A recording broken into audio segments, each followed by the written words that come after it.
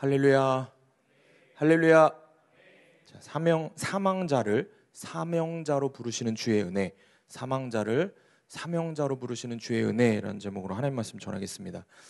1940년대에 에드먼드 힐러리라고 하는 영국의 한 청년이 있었습니다. 이 청년은 남들과는 좀 다른 도전을 했어요. 어떤 도전을 했냐면 세계에서 가장 높은 산이 뭐죠? 가장 높은 산이 뭐죠? 엘리베이터 산? 뭐죠? 에베레스트 산이죠. 이름 헷갈리면 안 돼요. 에베레스트 산을 등정하기 위해서, 정복하기 위해서 도전을 했습니다. 그런데 산 정복에 나섰다가 실패를 했습니다. 첫 번째 도전을 했을 때 실패를 했습니다. 그런데 실패한 그가 에베레스트 산에서 내려오는 길에 아주 유명한 말을 남깁니다. 그가 이런 말을 남겼습니다. 산아, 너는 자라나지 못한다. 그러나 나는 자라날 것이다. 나의 기술도, 나의 힘도, 나의 경험도, 나의 장비도 자라날 것이다. 나는 다시 돌아온다. 그리고 기어이 너의 정상에 설 것이다. 이렇게 이야기를 하고 정말로 딱 10년, 정확히는 13년이겠군요. 1953년 5월 29일에 그는 다른 산악인 2명과 함께 역사상 처음으로 에베레스트 산을 정상을 정복을 하기에 이릅니다. 사랑하는 여러분, 이 에드먼드 힐러리가 한 이 고백이 여러분에게도 마음에 새겨지는 은혜가 있기를 원합니다. 여러분 인생에서 실패를 경험한 적이 있습니까? 아니면 지금 실패를 경험을 하고 있습니까? 아니면 여러분이 상상하고 여러분이 꿈꾸는 삶을 이루지 못해서 낙담하고 있습니까? 여러분이 기대한 대로 여러분의 삶이 흘러가지 않는 것 같습니까? 더 그리스도인으로서 정말 하나님의 사람답게 좀 살아보고 싶은데 아무리 해보려고 해도, 아무리 노력하고, 아무리 훈련도 받고, 아무리 결단하고 적용하고 해도 여러분 계속해서 실패하고 있습니까? 그런 여러분에게 하나님께서 오늘도 구속사의 말씀으로 여러분을 사명자로 불러주실 줄 믿으시기를 바랍니다. 믿으시는 분만 아멘 하시기 바랍니다. 세계적인 예술가이면서 조각가였던 미켈란젤로라고 있습니다. 여러분 다 들어보셨을 거예요. 이 미켈란젤로가 하루는 아주 크고 멋진 돌 하나를 발견을 하게 됩니다. 그리고 나서 그 돌을 보고, 큰 돌을 보고 거의 미친 사람처럼 미칠 지경이 돼서 크게 웃으면서 이렇게 외칩니다. 야, 저 돌을 봐봐. 야, 저 어마어마하게 멋진 돌을 봐봐. 저 돌에서 지금 다윗이 걸어 나오고 있어. 다윗 왕이 걸어 나오고 있는 모습이 보이지 않아? 저 돌 안에, 저 바위 안에 다윗이 보이지 않아? 이렇게 소리를 치는 겁니다. 주변 사람들이 그의 말을 듣고 그를 어떻게 보았을까요? 미친 사람 취급을 했겠죠. 이해를 하지 못하는 겁니다. 그런데 미켈란젤로는 그 돌을 보면서 다른 사람들과 다른 눈으로 보았습니다. 그 돌을 보면서 그 돌이 다듬어지고 깎여져서 다윗상이 만들어질 위대한 가능성을 그 돌을 통해서 본 것입니다. 그리고 그가 만든 작품이 그 유명한 다비드상입니다. 다른 이들의 눈에는 그저 그 돌은 아무 쓸모없는 그냥 돌덩이였습니다. 아무런 쓸모가 없는 큰 바위 돌덩이였습니다. 그런데 미켈란젤로의 눈에는 그 돌덩이 안에 있는 다윗이 보였던 겁니다. 이 다윗의 멋진 모습을 본 것입니다. 여러분, 이것이 바로 안목입니다. 가능성을 보는 안목입니다. 가능성이 있는 것을 알아볼 수 있는 안목이 미켈란젤로에게 있었기 때문에 이런 위대한 작품이 나온 것입니다. 여러분, 우리 주님이 바로 이 안목의 대가이십니다. 믿으시길 바랍니다. 이 주님이 어떤 분이시라고요? 안목의 대가이십니다. 그래서 쓸모없어 보이는 인생 같은, 내가 뭘 할 수 있을까? 내가 뭘 이룰 수 있을까 하는 이런 인생인 나를 바라보시는 주님의 안목은 나와는 다르다라는 것을 믿으시기를 바랍니다. 여러분, 주님은 최고의 크리에이터입니다. 크리에이터라는 말 요즘 많이 쓰죠. 유튜브 크리에이터 말고요, 여러분. 크리에이터라는 말이 뭡니까? 창조자라는 뜻입니다. 주님은 최고의 창조자이십니다. 주님의 손에 아무 쓸모없는 돌덩이 같은 내가 붙잡히면 주님의 멋진 작품으로 변화될 줄 믿으시길 바랍니다. 주님이 나를 그렇게 만들어 갈 줄, 다듬어 갈 줄 믿으시길 바랍니다. 오늘 본문에서도 하나님은 세상의 기준으로 보면 말 그대로 요즘 너드남이라고 이야기하죠. 찐땀이라고 얘기하죠. 찐땀이가 풀풀 나는 보잘것없어 보이는 이 기드온을 오로지 그의 안에 있는 가능성을 보고 하나님이 선택을 하십니다. 그리고 주님이 이 기드온을 부르셔서 그와 함께 하시고 그를 다듬어 가시면서 사용하실 때 놀라운 하나님의 구속사가 이루어지는 것을 우리가 보게 됩니다. 저와 여러분을 바라보시는 주님의 안목을 믿는 우리 청년들 되길 주님의 이름으로 축원합니다. 오늘도 이 말씀을 통해서 사망자로밖에 살 수 없는, 죽을 수밖에 없는 나를 사명자로 부르셔서 변화시켜 가시는 주님의 은혜를 경험하는 여러분 되시기를 주님의 이름으로 축원합니다.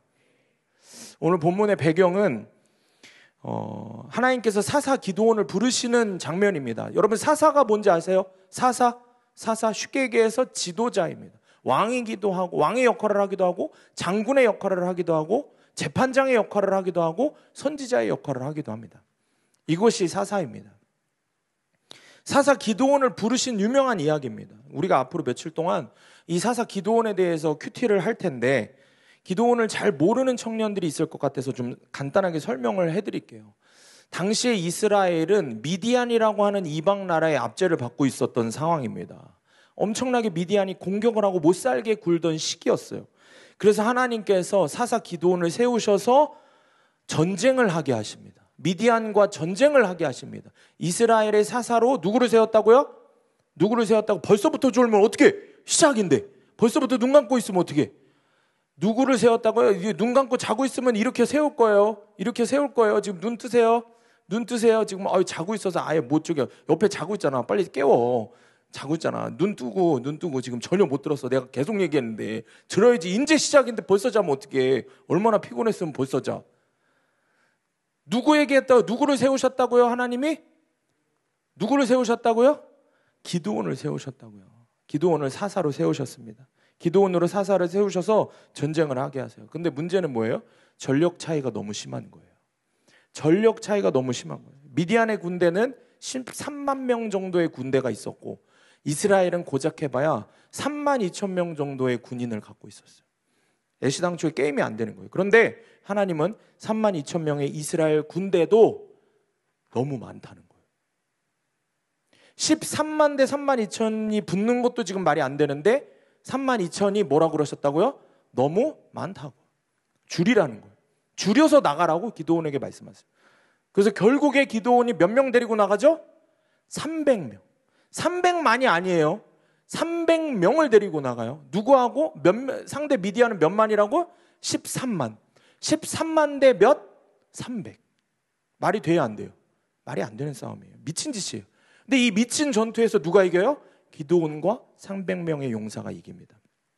그래서 기드온은 이스라엘 역사에서 최고의 용사이자 가장 극적인 승리를 가져다 준 사사로 기억이 됩니다. 그런데 문제는 그런 엄청난 대용사 기드온 하면은 용사거든요. 기드온 이꼬로 용사거든. 근데 이 기드온이라는 대용사를 처음 부르시는 장면을 보면 그에게서 그 어떤 부분도 용사다운 면모를 찾을 수가 없습니다. 오늘 본문의 11절 말씀으로 함께 합독하겠습니다. 시작.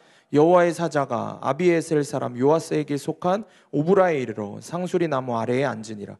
마침 요아스의 아들 기드온이 미드안 사람에게 알리지 아니하려 하여 밀을 포도주 틀에서 타작하더니. 아멘. 여러분 기드온이 지금 뭐를 하고 있다고요? 밀을 어디에서? 포도주 틀에서 타작하고 있다고. 밀을 타작하고 있다고.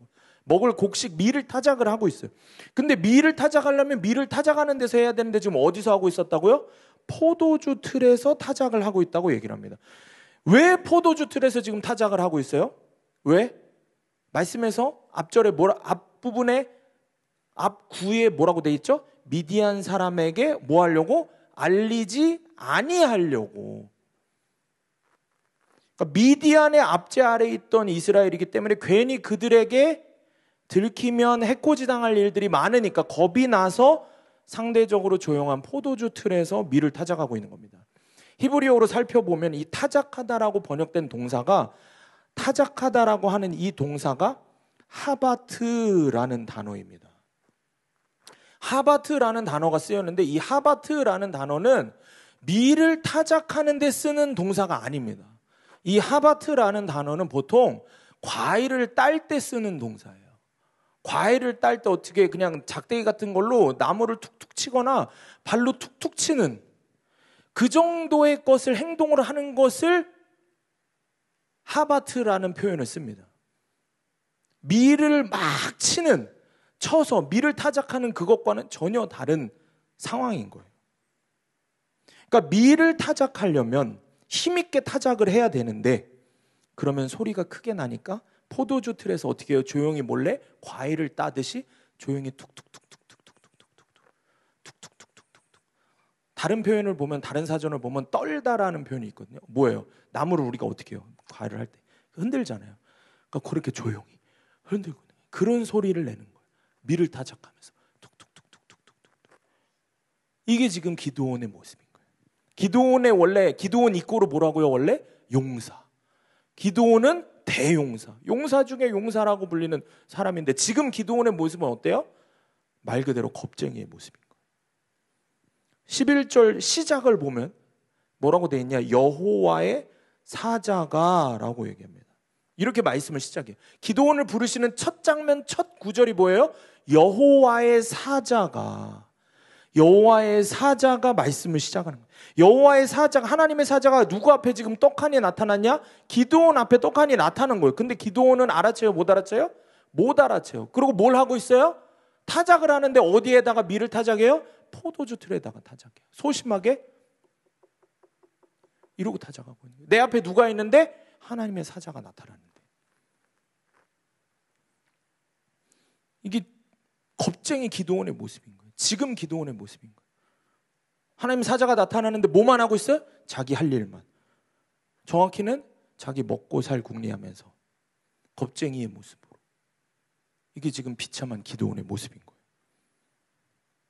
이게 하나님 앞에서 저와 여러분의 모습인 겁니다. 우리가 우리 자신을 바라보는 정체성이 딱 이런 모습일 수 있는 거예요. 분명 우리가 수많은 예배와 말씀을 통해서 주님이 나와 동행하고 계시다라는 것을 들었습니다. 주님이 나와 함께 하신다는 것을 들었습니다. 근데 이것은 그냥 상징적이고 비유적인 표현이 아니고 실제라고 했습니다.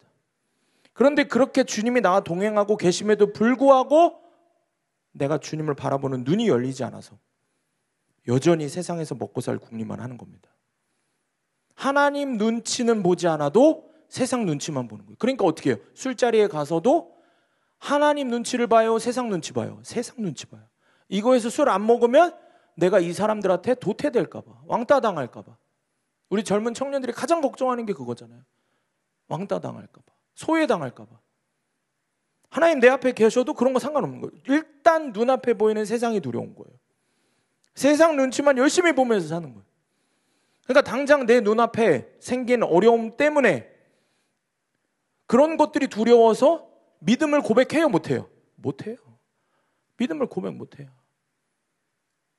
우리 대학생들, 친구들한테 여러분 믿는 그리스도인이라고 얘기합니까? 못하죠. 얘기하는 순간 술 먹는 것부터 제한이 생길 수가 있는데. 근데 뭐 요즘에는 다 뭐 교회 다녀도 술 먹고 뭐 그래도 된다고 말도 안 되는 소리들을 하는데, 심지어 어떤 사람들은 교회에 다 같이 교인들끼리, 교회 청년들끼리 모여서 술도 먹으러 간다며요. 그것도 주일날 저녁에 모여서 술 먹으러 간다며요. 그게 지금 우리의 현실이고 우리의 믿음이고 지금 기드온의 모습인 거예요. 눈앞에 생긴 어려움, 두려움이 있어서 믿음의 고백 한 번 못하고 하나님 말씀이 결론이 된 삶은 꿈도 꾸지 못하는 겁니다. 매일 큐티를 하는데 어떻게 합니까? 큐티를 하다가 맨날 큐티를 하면서 뭐라 그래요? 적용을 하겠다 그래요. 어떤 적용? 맨날 똑같은 적용하겠대요. 맨날 똑같은 적용을 또 똑같이 적용을 하겠다고 무슨 메비우스의 띠야? 인피니티야? 그냥 끝이 없어. 무한 반복이야. 자동으로 무한 반복이야. 메비우스의 띠처럼 반복해서 같은 적용을 몇 년째 얘기하는 거예요. 마치 내가 살을 빼겠다고 얘기하는 것처럼. 할렐루야. 빠지고 있어요. 티가 안 나지만 빠지고 있어요, 여러분. 믿음대로 될지어다. 맨날 내가 살 뺀다고 하고 살을 못 빼는 것처럼. 맨날 내가 뭘 결단하겠다고 한 것처럼 하고 못하는 것처럼. 우리가 신앙생활 하면서도 적용을 할 때 맨날 큐티하면서 한다는 적용이 맨날 똑같은 적용이에요. 이게 우리의 모습인 거예요. 적용 질문입니다. 내게 찾아오시는 주님을 보지 못해서 여전히 세상의 걱정과 두려움을 안고 살고 있습니까? 겁쟁이처럼 숨어서 포도주 틀에 타작하고 있는 비참한 내 삶의 자리는 어디입니까? 이렇게 철저하게 겁쟁이와 같은 기도원에게 주님이 말씀을 하세요. 12절 말씀 우리 함께 읽습니다. 시작. 여호와의 사자가 기드온에게 나타나 이르되 큰 용사여 여호와께서 너와 함께 계시도다 하매. 기드온에게 하나님께서 뭐라고 부르십니까? 큰 용사여 라고 부르십니다. 그런데 여기서 큰 용사여 라는 이 말에는 히브리어 정관사 더가 붙습니다. 그러니까 다시 말해서 이런저런 용사들 중에 너도 뭐 용사야 라고 말씀하시는 게 아니에요. 정확하게 콕 집어서 기드온을 너는 하나님이 정하신 하나님이 택하신 바로 그 큰 용사야 라고 지칭해서 말씀을 하시는 거예요. 근데 여러분 지금 기드온이 큰 용사입니까? 큰 용사는 무슨 큰 용사예요? 하나님이 콕 집어서 말씀하실 용사 중에 용사입니까? 아니죠. 여러분 사울 왕 있죠? 사울 왕은 하나님이 처음 부르실 때부터 사울 왕을 어떻게 성경에서 표현하냐면은 용모가 화려하고 멀리서 봤을 때도 사람 일반적인 건장한 청년들보다 머리가 하나 더 있을 만큼 키가 크고 기골이 장대하다 그랬어요. 그게 사울의 모습이었어요. 근데 지금 기드온은 어때요? 기드온은 그런 모습 아니에요. 그냥 겁쟁이 모습인 거예요. 대용사, 큰 용사라고 부르시는 기드온의 첫 등장 장면. 미디안 사람이 무서워서 소리도 못 내고 포도주 틀에 밀을 타작하고 있는 모습인 거예요. 주님이 이런 기드온을 보고 콕 집어서 뭐라 그래요? 큰 용사 기드온아 말씀을 하시는 거예요. 여러분 어떻습니까? 주님이 만약에 여러분을 그렇게 부르신다고 하면은 여러분 그 말씀이 들리겠습니까? 지금 설교를 듣는데 왜 남의 이야기처럼 들리는 줄 알아요? 왜 말씀이 안 들리는 줄 알아요? 내가 무슨 큰 용사야? 오늘 그래서 뭐 내가 큰 용사 된다고 얘기하시나 보다. 뭐 언감생심 무슨 내가 큰 용사야. 여러분은 이 말씀이 들리겠습니까? 여러분의 주제를 알면, 여러분 나의 주제를 알고 나의 정체성을 만약에 냉정하게 안다면 하나님 앞에서 큰 용사여 부르는 이게 나한테 하는 얘기로 들리겠습니까? 안 들리는 거예요. 기도원도 그게 안 들리는 거예요. 비참하게 무너져서 겁쟁이처럼 포도주 밀을 타작하고 있는 그런 저와 여러분에게 주님이 오셔서 큰 용사요 하면 아멘, 여기 큰 용사가 있습니다. 누가 얘기를 하겠냐는 거예요. 지금 나는 작은 죄 하나도 못 이겨내는 가짜인데. 말씀과 기도 생활은 뭐? 말씀과 기도 생활은커녕 예배 생활, 심지어 주일 성수도 허구한 날 빼먹는데, 주일 성수도 제대로 못 지켜, 예배도 제대로 못 지켜, 말씀 기도는 뭐 말도 안 돼요. 그뿐입니까? 세상의 술, 담배, 유흥, 음란 이런 거 유혹 하나도 이겨내지 못하는 가짜 중에 가짜가 난데, 가족 구원을 위해서 적용하라고 수년 동안 말씀을 듣고 몇 년 동안 맨날 소그룹 모임하고 청년부 모임하고 그러면 해보겠다고 토요일날 예수동행 모임하면 가족 구원 적용해보겠다고 하는데 말 한마디를 못 꺼내는 거예요. 가족들한테 말 한마디를 못 꺼내는 거예요. 그런 겁쟁이. 세상에서 하나님의 자녀로 복음을 전하고 기복이 아니라 구속사의 삶을 살며 말씀대로 믿고 살고 누리는 성도가 되자. 말은 멋진데 세상에서, 직장에서, 학교에서 나는 주목받을 만한 사람이 아니에요. 솔직히 턱 까놓고 얘기해서 나는 1류도 아니고요, 2류도 아니고요, 3류예요. 목사님, 내가 다니는 학교가 어떤 학교인지도 목사님 아시잖아요. 내 성적이 어떤지도 아시잖아요. 내 수준이 어떤지 아시잖아요. 주님, 내가 무슨 큰 용사입니까? 여러분, 이런 생각이 들지 않습니까? 나이는 먹어가는데 이룬 건 없고, 신앙생활은 연수는 차가는데 결단에서 변화되는 건 없는 것 같고. 그런데 여러분, 그럼에도 하나님께서 지금 기도원에게 큰 용사여라고 말씀을 하십니다. 왜 이렇게 주님은 분명하게 말씀을 하실까요? 잘 들으셔야 돼요. 우리가 읽은 개역개정 성경에는 큰 용사여라는 말이, 그 표현이 먼저 나옵니다. 큰 용사여. 근데 히브리어 원문에는 바뀌어 있습니다. 여호와께서 너와 함께 계시도다. 이게 큰 용사여 앞에 있습니다. 어순이 매우 중요합니다. 왜냐하면 기드온이 큰 용사가 돼서 이스라엘을 미디안의 손에서 구원할 수 있는 이유는 다른 데 있는 게 아니라 하나님이 함께 하심에 있기 때문입니다. 주님이 함께 하시기 때문에 너는 큰 용사야. 주님은 지금 그 이야기를 하시는 겁니다.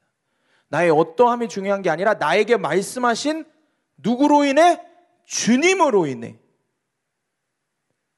겁쟁이고 다 무너진 나의 어떠함이 아니라 주님으로 인해, 그 주님이 나의 힘이 되어주실 것이기 때문에 너는 큰 용사다 말씀을 하십니다. 이 구속사의 은혜가 깨달아지는, 말씀이 여러분의 심령에 들리는 은혜가 있기를 주님의 이름으로 축원합니다. 13절 말씀 우리 함께 읽습니다. 시작. 기드온이 그에게 대답하되 오 나의 주여 여호와께서 우리와 함께 계시면 어찌하여 이 모든 일이 우리에게 일어났나이까? 또 우리 조상들이 일찍이 우리에게 이르기를 여호와께서 우리를 애굽에서 올라오게 하신 것이 아니냐 한 그 모든 이적이 어디 있나이까? 이제 여호와께서 우리를 버리사 미디안의 손에 우리를 넘겨주셨나이다 하니, 주님이 너로 인함이 아니라 나로 인함이다라고 말씀을 하시고 너는 큰 용사야라고 말씀을 하시는데, 우리 기드온 형이 뭐라 그래요? 맥 빠지는 소리 하고 있는 거예요. 제가 이 13절 지금 제가 최대한 실감나게 읽은 거거든요. 더 실감나게 읽어볼까요? 저희 기드온이 악에 받쳐서 지금 얘기하는 거예요, 하나님 앞에. 그죠? 제가 여기다가 묵상하면서 뭐라고 옆에 써놨는지 알아요? 성경 옆에? 이렇게 써놨어요. 이렇게 있으면은 이렇게 하고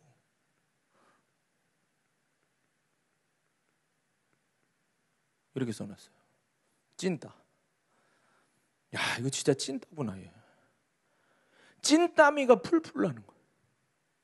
이거 진짜 찐따인 거예요. 이거 바본 거예요. 이거. 그렇게 주님 말씀하시는데도 지금 뭐가 폭발해? 아주 그냥 찐따미가 그냥 폭발을 하는 거예요 지금. 여러분 말씀 자세히 살펴보면 기드온이 구구절절 뭐라고 얘기하냐면 이런 거예요. 주님이 정말 함께 하시면, 주님이 정말 함께 하시면 이 모든 고난이 왜 일어나요? 왜 우리 가정은 아직도 이렇게 힘들어요? 따지는 거예요. 그러니까 정말 주님이 우리 민족과 함께 하신다면 왜 우리가 미디안에게 이렇게 핍박을 당하고 있습니까? 고난 가운데 있습니까? 따지는 거예요. 여러분, 그런데 지금 이스라엘이 왜 미디안한테 고난을 당하고 압제를 당하고 있어요? 어제 큐티한 말씀을 보면 사사기 6장 1절과 10절에 분명히 얘기해요. 누구 앞에서 악을 행했다고요? 여호와의 목전에서, 여호와의 눈앞에서 악을 행했다 그랬어요. 또 악을 행했다 그랬어요. 여호와의 목전에서 이스라엘 백성이 어떤 악을? 이방신 섬기지 말라고 한 거. 그 악을 한 거. 하나님 분명히 하지 말라고 하셨는데도 불구하고 듣지 않았잖아요. 그런데 지금 기드온 누구 탓을 하고 있어요? 누구 탓을 하고 있어요? 하나님 탓하고 있어요. 하나님 탓하고 있는 거예요. 누가 주님을 떠나놓고, 본인이 주님을 떠나놓고, 본인이 주님 외면하고, 어떠니까? 고난이 닥치니까 이런 말을 하고 앉아있는 거예요. 더 나아가서 자기 조상들, 애굽에서 자기 조상들을 구원하신 하나님이 그런 능력과 기사와 이적과 엄청난 걸 행하시고 우리를 구원하셨는데 우리한테는 왜 이러시냐는 거예요. 왜 미디안의 손에 우리를 넘겨주고 우리를 버리셨냐고까지 이야기를 하는 거예요. 버리셨냐라고. 우리를 버리사. 왜 우리 버리셨냐고. 여러분, 누가 누굴 버렸어요? 자기가 하나님을 버리고서는 무슨 얘기를 하고 있는 거예요? 적반하장도 유분수지. 근데 여러분, 이런 적반하장의 모습을요, 적어도 여기 앉아있는 여러분들 중에서, 우리 중에서는 제가 제일 많이 경험을 했어요. 적반하장의 모습. 제가 사역을 하면서 제일 많이 듣는 말이에요. 우리 학생 청년들한테. 수많은 학생 청년들이 고난이 오면은 하나님은 원망해요. 하나님 도대체 나한테 왜 이러시냐고. 하나님 정말 살아있기는 하시는 거냐고. 그래서 제가 이미 누누이 말해줬어요. 너무 분명하게 말해줬어요. 필터링 없이 얘기해줬어요. 제가 3부 예배 때는 최대한 필터를 다 제거하고 얘기를 하려고 그래요. 그 지금 어른 성도님이 오셨는데 걱정이 돼요. 필터 없이 더 얘기하면은 거품 물고 쓰러지실까 봐 지금 걱정. 야, 이게. 근데 오늘 다행히 말씀이, 주님의 은혜의 말씀이 막 많이 있어서. 평소 말씀이었으면 큰일 나셨을 거예요. 뒤에 들 것을 놨어야 됐을 수도 있어요. 필터 없이 그냥 정말 고지고대로 이야기하는데, 정말 주님의 심판에 대해서 여러분들에게 이야기를 하는데, 왜냐면 돌려서 얘기하면 머리가 빨리빨리 돌아가는 여러분도 모른 척하니까. 그래서 돌려서 얘기 안 하고 정확히 얘기하잖아요. 제가 제일 많이 하는 피에스타임 할 때 많이 하는 얘기가 구절이 그런 구절이에요. 하나님 없인 여기지 말라고. 하나님 속지 않으신다고. 무엇이든지 여러분들이 심은 대로 거둔다고. 이걸 네 글자로 뭐라 그래요? 자업자득이라고. 분명히 얘기해요. 지금 여러분이 사는 그 삶, 지금 여러분의 무너진 신앙은 여러분이 삶을 살아낸 그 결과인 거예요. 고난이 오기 전에 수도 없이 얘기를 해줬어요. 무슨 일이 있어도 그러니까 하나님 떠나면 안 된다고. 다른 건 다 무너져도 이것까지 얘기해줘. 정말 최소한이 있다. 야, 큐티하는 거 싫으면 야 그래 하지 마. 나중에 해 그러면. 기도하기 싫으면 그래 어쩔 수 없지. 속에서 막 불이 올라오는데. 근데 그 얘기는 하죠. 근데 이거는 절대 안 돼. 예배는 안 돼. 예배는 절대 안 돼. 예배는 절대 무너지면 안 돼. 최소한의 마지노선이라는 것까지 정해줘요. 제가 상담하면서 그 얘기도 하죠. 마지노선이라고. 예배는 마지노선이라고. 십자가 은혜를 경험했을 때는 뭐라 그러냐면은 목사님 막 울면서 막 절대 안 떠난다고. 그 처음에는 믿고 싶어도 안 믿어지는데 어떡하냐고 했던 친구들이 있어요. 근데 십자가 은혜 경험하고 나서 믿고 싶지 않아도 이제 믿어질 수밖에 없다고. 믿어지는 은혜를 경험했다고 막 얘기했어요. 그러면서 걱정하지 말라 그랬어요. 근데 정말 찬양의 가사처럼 시간이 점점 흐르면서 그 기억이 점점 흐려지나 봐요. 한두 번 예배에 늦게 오고 그러다가 한두 번 예배에 빠지고. 제가 중고등부에서 청년부 올라오는 친구들한테도 계속 얘기했어요. 분명히 얘기했어요. 청년부로 올라와서 너네들이 성인이기 때문에 정말 너희들이 결정하는 신앙이다. 그러니까 정말 너희들이 자업자득이다. 다른 건 몰라도 예배는 절대 빠지면 안 된다. 분명히 얘기했거든. 근데 한 번, 두 번 늦게 와요. 그러다 한 번, 두 번 빠져요. 그렇게 하나하나 타협하기 시작해요. 그럼 얘기하죠. 제가 분명히 이런 얘기 많이 들었을 거예요. 상담하면서. 한 번이 어렵지 두 번, 세 번은 쉬워. 그러니까 절대 안 돼. 지금이라도 정신 차려야 돼. 너 그러다 정말 하나님이 너를 떠나시는 게 아니라 네가 하나님을 거부해서 하나님을 떠나는 날이 반드시 온다. 처음에는 은혜 받았을 때는 아니라 그러죠. 절대 그렇게는 안 한다 그러죠. 그러다 그 이야기했던 멋진 친구들 다 떠나는 거예요. 그리고 저는 아는 거죠. 속으로 생각하죠. 고난이 오면 이 친구들 입에서 어떤 고백이 나올지 아는 거예요. 하나님 심판대 앞에 서면 이 친구들이 나를 생각하겠구나.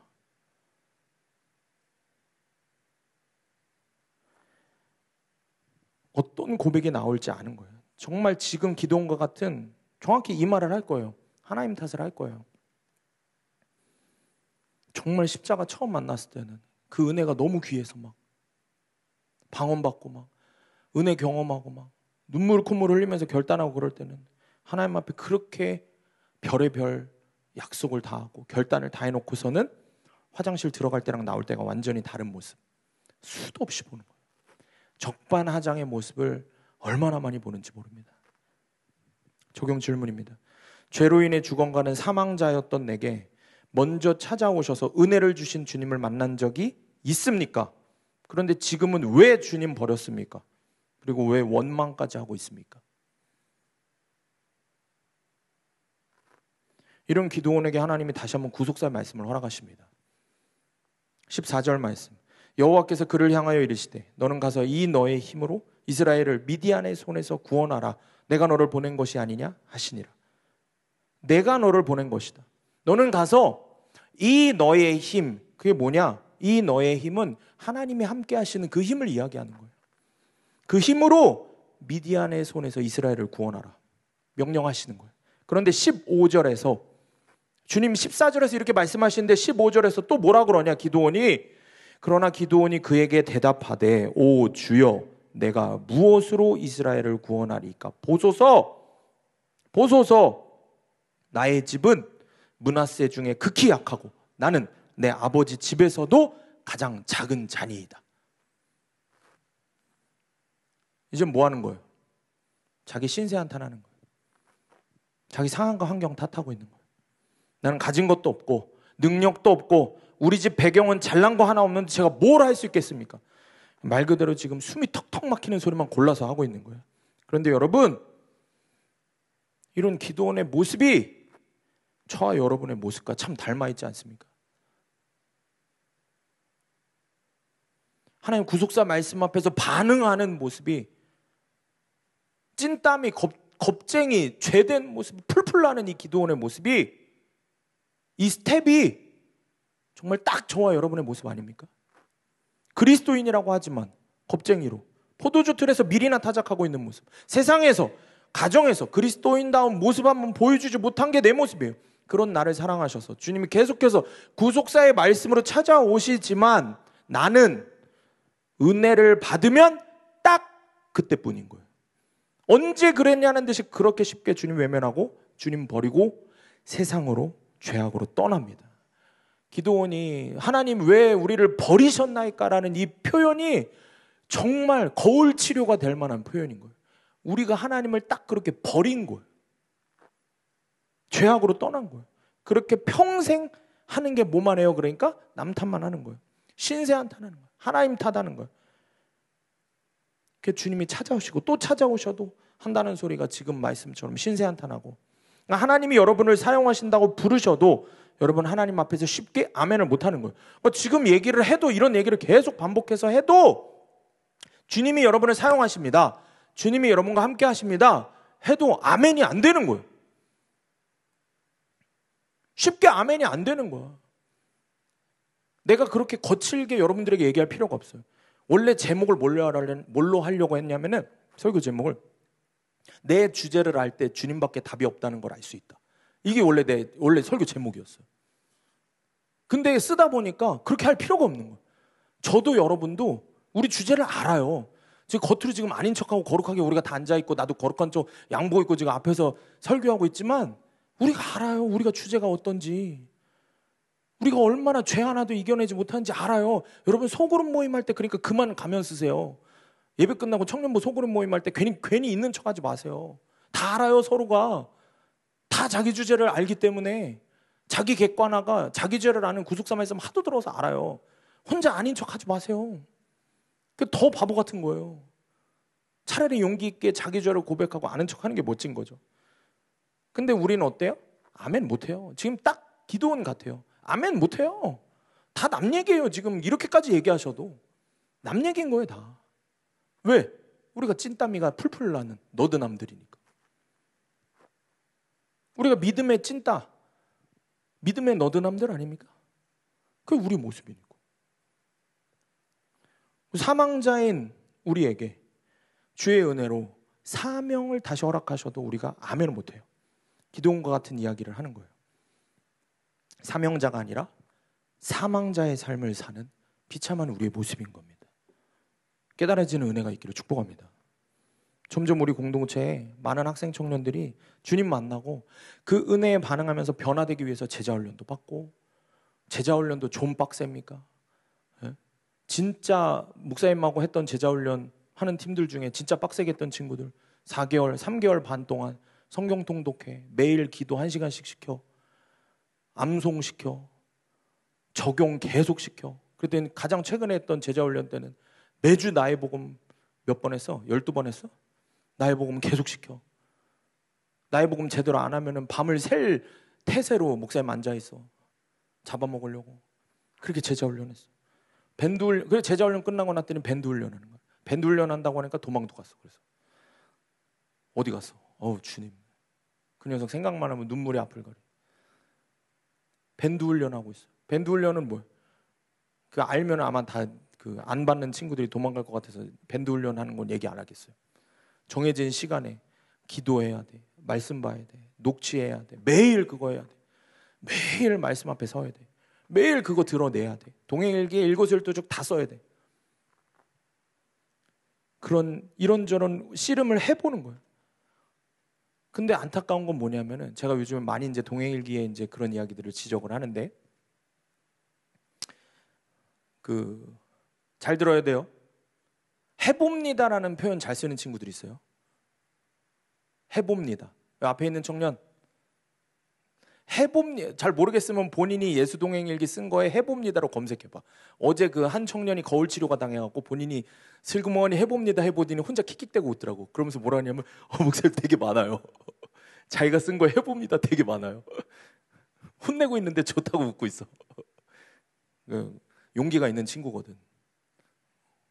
서두온, 기도원이 아니라 서두온. 용기가 있는 친구야. 해봅니다라는 표현 내가 하지 말라 그랬거든. 해봅니다. 진짜 해봅니다가 뭐야? 해도 좋고 안 해도 좋고 이런 마음의 자세가 있는 거예요. 정말 이 훈련을 해보는 거예요. 뭐라 그래요? 간만 보는 거예요. 간만 보는 것만큼 제일 힘든 게 없을 거예요. 우리 주한이한테 만약에 간만 보고 가라 그래봐요. 팅팅에 데리고 갔는데 팅팅 가본 사람? 여기 팅팅 가본 분들 많죠? 팅팅 갔는데 우리 주한이하고 혜림이한테 간만 보고 가라 그러면 어떻게 했어요? 있을 수 없는 일이에요. 절대 있을 수 없는 일이에요. 근데 예수님을 만나고 훈련하는 것도 우리가 어떻게 해요? 간만 보는 거예요. 그러니까 어떻게 해요? 중도 포기하는 거예요.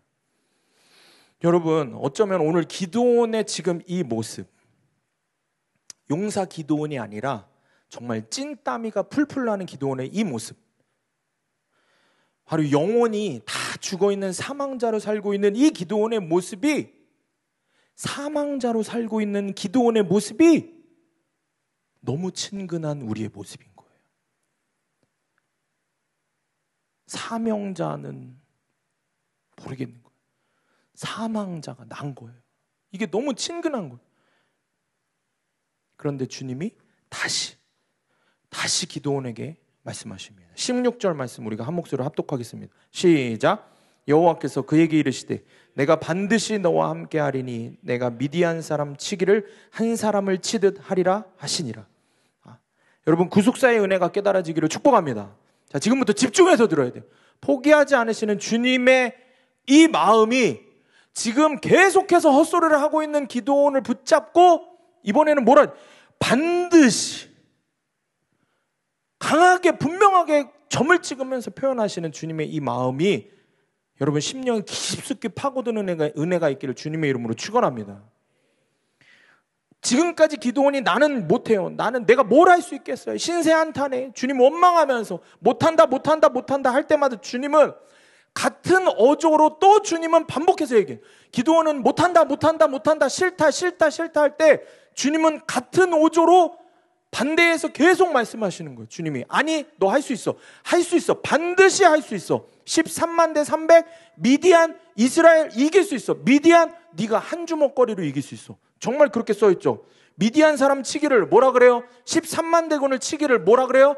한 사람 치듯 하리라. 너 한 주먹거리로 이길 수 있어, 그들을. 주님 우리에게 말씀하시는 거. 무너진 너의 신앙생활 회복할 수 있어. 믿음으로 아멘 하시기 바랍니다. 술, 담배, 음란 그 죄를 끊어내지 못했어? 너 끊어낼 수 있어. 아멘 해야지. 크게 아멘해. 가족 구원을 위해 아무것도 적용을 못하던 겁쟁이 나 적용할 수 있어. 순종할 수 있어. 너 할 수 있어. 너 반드시 승리할 수 있어. 왜냐고? 주님 말씀하시는 거. 여호와께서 너와 함께 계시도다. 내가 너에게 힘이 되어 주어 내가 너를 보내는 것이다. 내가 반드시 너와 함께 하리라. 할 수 없다, 못한다, 하기 싫다, 안 될 것 같다, 능력이 없다. 주님 제가 뭘 할 수 있겠습니까? 계속해서 이야기하는 기도원에게 주님이 같은 말씀을 말씀하시는 거예요. 내가 너와 함께 한다. 사망자로 죽겠다고 끝까지 발악을 하는 나를 붙들고 사명자가 되어야 한다고, 될 수 있다고 불러주시는 주님의 은혜를 깨닫는 여러분 되시기를 축복합니다. 여러분, 기독교 책 중에 정말 유명한 내려놓음이라는 책이 있습니다. 이 내려놓음이라는 책을 쓰신 이용규 선교사님이라고 계십니다. 이용규 선교사님의 이야기예요. 선교사님이 오랫동안 사역을 정말 하시다가 지치셔서 그 마음을 좀 휴식하시기 위해서 독일에 있는 경건 수도회인 바실레아 슐링크라고 하는 여사가 사역을 하는 마리아 자매라는 공동체 마을에 방문을 합니다. 이 바실레아 슐링크는 카톨릭의 마더 테레사가 있다고 하면 우리 개신교에는 바실레아 슐링크가 있다라고 얘기할 정도로 정말 귀한 하나님의 사람이십니다. 근데 그분이 만드셨던 그 수도회에 이 유용규 선교사님 방문을 하세요. 그리고 그곳에서 쉼을 갔는데 그 마을 한가운데에 기도하는 동산이 있었습니다. 그래서 거기를 이렇게 가보니 예수님의 십자가 고난, 십자가 순환이라고 하는 장면, 예수님의 십자가 장면 단계별로 7개의 모습을 형상화시켜서 새겨놓고 만들어 놓은 길이 있었대요. 선교사님은 그 길을 따라 걸으면서 묵상하고 기도하는 시간을 가지셨습니다. 그런데 문득 그 길을 걷는데 선교사님 눈에 들어오는 한 장면이 있는 거예요. 7개 중에. 그 장면이 뭐냐면 예수님이 십자가에서 숨을 거두시고 그 시신이 땅에 이렇게 내려지는 장면. 사람들을 통해서 시신이 내려지는 장면. 사망하신, 죽으신 예수님이 그 시신이 내려지는, 그 십자가에서 내려지는 장면, 그 장면이 있는 거예요. 그걸 묘사한 조각이 있는 거예요. 그런데 선교사님의 눈에 그 조각 중에 뭐가 크게 눈에 들어오냐? 예수님의 발이 눈에 들어오는 거예요. 사망하신, 죽으신 주님의 그 시신에 예수님의 발이 보이는 거예요.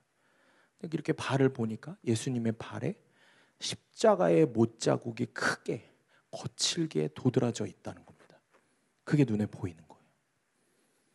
그리고 십자가에서 죽으신 예수님의 시신, 그 발을 이렇게 바라보고 있는데 선교사님 마음에 예수님이 이렇게 생생하게 말씀하시는 거예요. 내가 너와 함께 걷고 있는 발이 이 발이야. 내가 평생 너와 함께 걸었던 그 발이 이 발이야. 십자가 못자국이 선명한 이 발이야. 그 짧은 순간 선교사님 삶 전체가 한 덩어리처럼 머리를 스치고 지나가는 거예요. 그 선교사님 마음에서 이런 고백이 터져나오는 거예요.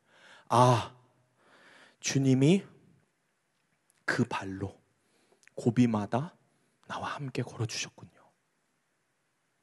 나 혼자 이 모든 사역을 감당해야 한다면 나는 능력도 없고 용기도 없고 아무런 자격도 없는 자인데, 그런데 주님이 바로 그 십자가의 못 자국이 선명한 그 발로 주님이 지금도 나와 함께 걷고 계시는군요.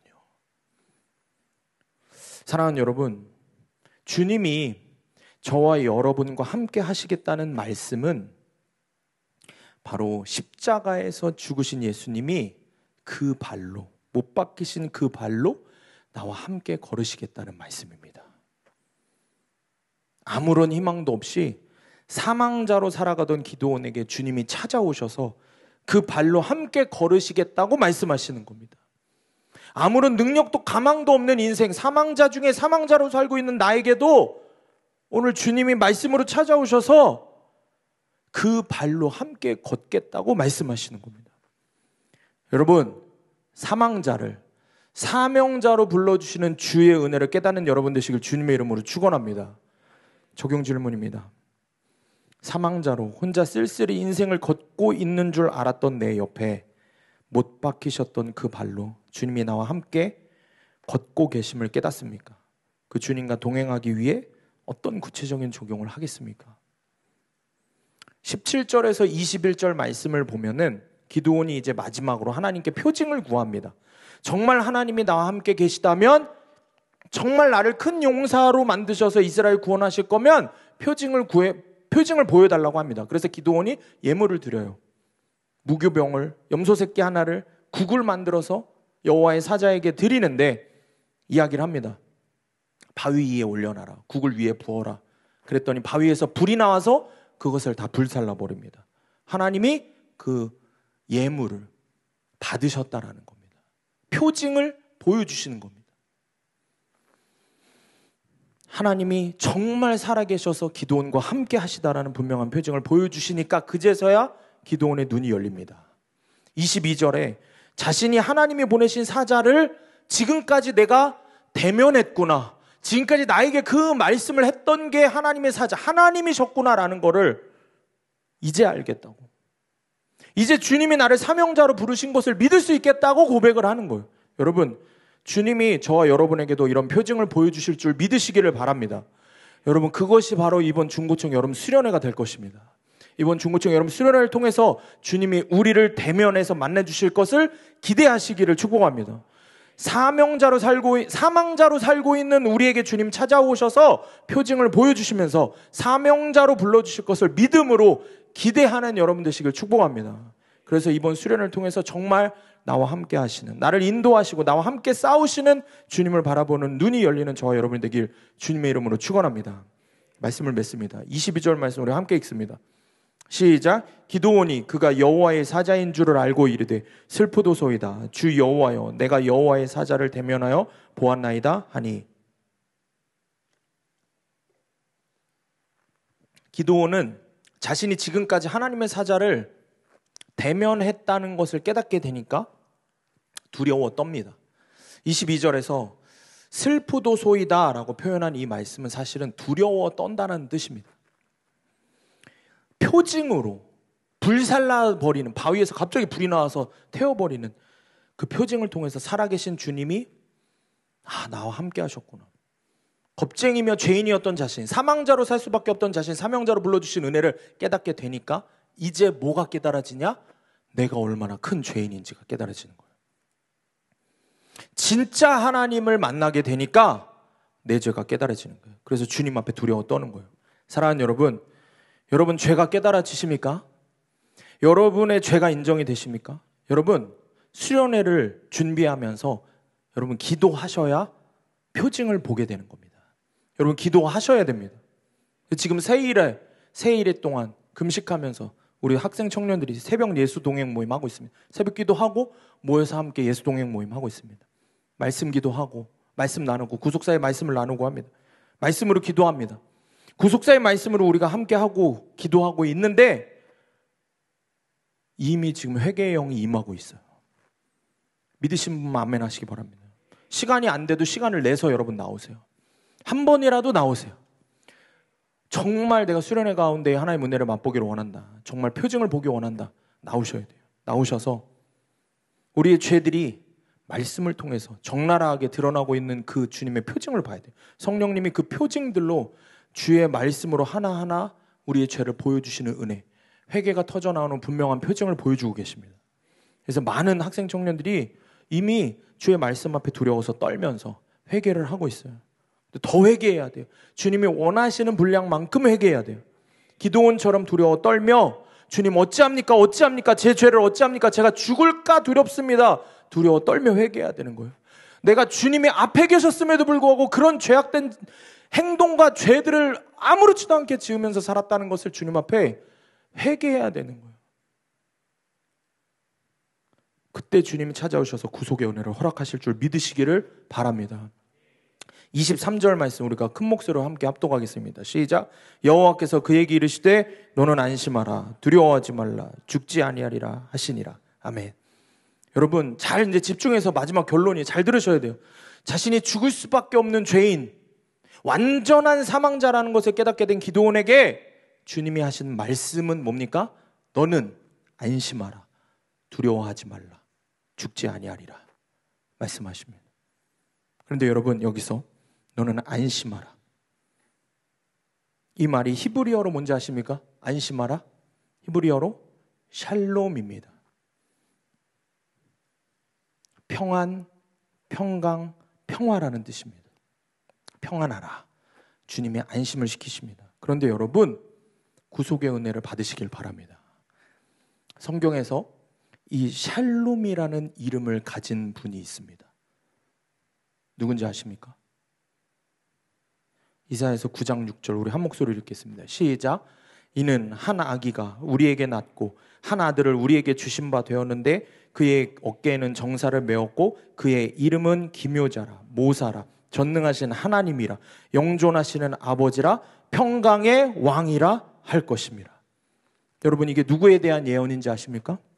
예수 그리스도에 대한 예언입니다. 그런데 예수님의 이름을 쭉 나열을 합니다. 그런데 마지막에 뭐라고 합니까? 평강의 왕이라. 여기도 샬롬이라고 되어 있습니다. 예수님의 이름이 평강의 왕, 샬롬. 이것이 예수님의 이름입니다. 예수님은 모든 샬롬 중에 왕이십니다. 예수님이 함께 하시면 완전한 평안을 누리게 되는 것입니다. 마가복음 6장 50절에 이렇게 기록합니다. 마가복음 6장 50절에 두려워 떠는 제자들에게 예수님이 이렇게 말씀하세요. 그들이 다 예수를 보고 놀람이라. 이에 예수께서 곧 그들에게 말씀하여 이르시되 안심하라 내니 두려워하지 말라 하시고, 두려워하는 제자들에게 주님은 몇 번이고 반복해서 이야기하셨어요. 안심하라 두려워하지 말라. 여러분 우리 찬양하는 청년들, 샬롬의 왕, 평강의 왕이신 예수님께서 저와 여러분에게 오늘도 찾아오십니다. 죄로 인해서 죽을 수밖에 없는 사망자로밖에 살 수 없는 저와 여러분, 평생 그렇게 사망자로 살다가 영원한 사망으로 갈 수밖에 없는 저와 여러분에게 주님이 구속사의 말씀을, 구속사의 은혜를 다시 허락하십니다. 너는 안심하라, 너는 평안하라. 왜? 평강의 왕, 샬롬의 왕, 나 예수 그리스도가 오늘도 자격이 없는 너와 함께하니 너는 안심하라. 오늘도 우리를 구속하시는 예수 그리스도, 평강의 왕이 나와 함께하시니 너는 예수 그리스도만 붙잡으면 된다. 주님이 말씀하십니다. 사랑하는 여러분, 그 평강의 왕, 샬롬의 왕, 예수 그리스도를 보는 눈이 떠지는 여러분 되시기를 축복합니다. 여러분, 사망자인 내가 그래서 사명자로 부름받을 수 있는 유일한 이유는 평강의 왕이신 예수 그리스도 때문임을 믿으시기를 바랍니다. 그래서 마지막에 기드온이 이렇게 고백을 하는 거예요. 기드온이 여호와를 위하여 거기서 제단을 쌓고 그것을 여호와 샬롬이라 하였더라. 그것이 오늘까지 아비에셀 사람에게 속한 오브라에 있더라. 주님께 제단을 쌓고 주님께 예배를 드리며 결단을 하는 거예요. 그리고 그 이름을 뭐라 그래요? 여호와 샬롬이라고 고백을 합니다. 여러분, 이것은 기드온의 결단입니다.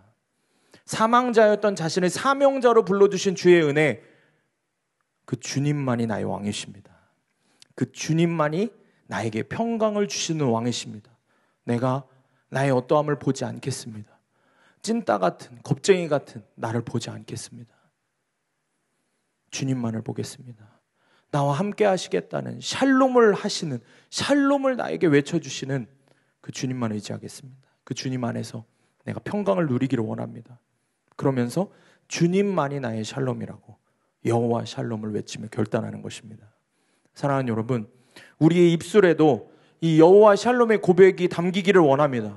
먼저 여러분이 하나님 앞에 죄를 고백하고 회개하면서 쌓을 여러분의 삶의 제단이 어딘지를 찾아야 됩니다. 내가 주님 앞에 쌓을 제단이 어딘지, 회개의 제단을 쌓을 것이 어딘지, 여호와 샬롬, 예수님이 나의 샬롬이라고 고백하지 못했던 나의 삶의 자리를 기억하며 그 돌이켜 회개할 제단을 쌓아야 되는 거예요. 여러분, 그 제단을 쌓기를 축복합니다. 내 죄로 물들었던 그 자리, 내가 넘어졌던 그 자리를 생각하며 오늘 이 시간부터 세일의 작정 금식 기도를 하는 가운데, 수련회를 준비하는 가운데 여러분 삶 속에서 계속해서 샬롬의 왕 예수 그리스도를 외쳐야 됩니다. 그러면서 계속해서 여러분 회개의 제단을 쌓아야 됩니다. 회개의 제단을 쌓고 또 회개의 제단을 쌓고 회개의 제단을 쌓고 계속해서 여러분이 회개의 제단을 쌓아 나갈 때 주님이 여러분에게 찾아오셔서 진짜 여러분에게 말씀하십니다. 샬롬, 평안하라. 내 아들아, 내 딸아, 평안하라. 주님 말씀하시는 거예요.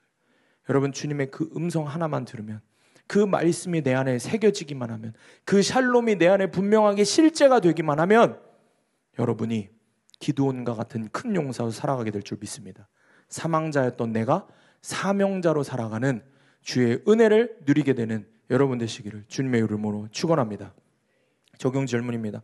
오직 예수님만이 나의 왕, 샬롬의 왕이십니다. 고백하기를 결단합니까? 그렇다면 다음 한 주 동안 내가 돌이켜 회개의 제단을 쌓을 삶의 모습은 무엇입니까? 무엇을 먼저 회복하겠습니까? 예배입니까? 큐티입니까? 가족 구원의 적용입니까? 우리 함께 말씀을 붙들고 기도하겠습니다.